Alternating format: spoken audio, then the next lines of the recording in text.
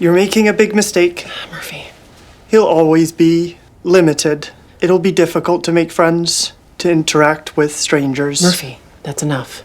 They're aware of their options, and they've made their decision. This unfortunate boy was born without a throat. He can only breathe through a tube. He can't speak and can only communicate using sign language. Fortunately, he met Sean. Seeing this poor yet adorable boy, Sean tried everything to save him. Dr. Lim suggested creating an airway for the boy, but this surgery was still in the experimental phase. Watching the boy suffer, his parents decided to give it a try. After he was wheeled into the operating room, the doctors discovered severe bleeding at the tube's position. It was blocking some of his organs, so the doctors decided to remove it. The surgery went smoothly. Back in the ward, Dr. Lim gently blocked the boy's tube. He could finally breathe freely. He excitedly showed his parents. As everyone celebrated for the boy, Sean wasn't happy. He even lost interest in his date with Leah, because what he truly wanted was for the boy to speak, to help the boy. He spent time reading medical papers. Finally, he came up with a brilliant idea, because vocal cords aren't the only way to make sound. Snoring is a better model anyway. Soft palate tissue is what vibrates, making the sound when people snore, but it's not stiff enough to replace the vocal cords. But we could use his own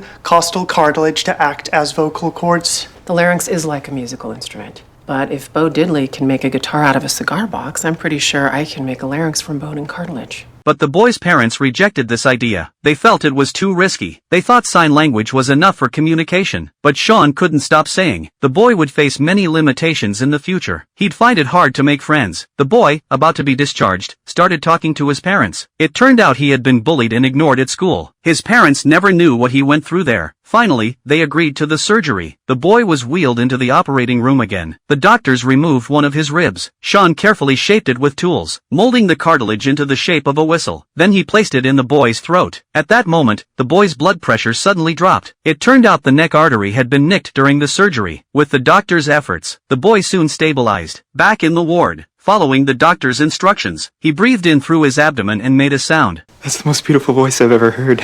It's just a primitive sound. With speech therapy, he'll be able to fully speak. Corey says thank you, Dr. Murphy, for pushing for the surgery. This is the best day of his life. You are very welcome.